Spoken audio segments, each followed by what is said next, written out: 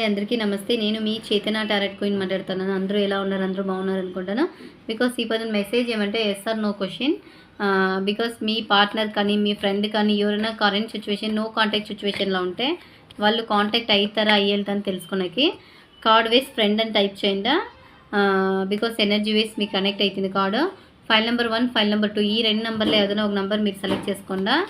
మీకు ఏంజల్ వేస్ వచ్చి మీ ఫ్రెండ్ కానీ ఎవరు అనుకుంటారో మీరు పర్టికులర్గా నేను ఫ్రెండ్ అనుకుంటాను. ఆ పర్సన్ మిమ్మల్ని ఈ కరెంట్ సిచ్యువేషన్లో కాంటాక్ట్ అవుతారా అయ్యేదని చూస్తాం. ఫైల్ నెంబర్ 1 సెలెక్ట్ చేసిన వాళ్ళకి Angel message. File number 2 select చేసిన వాళ్ళకి ఏంజల్ మెసేజ్.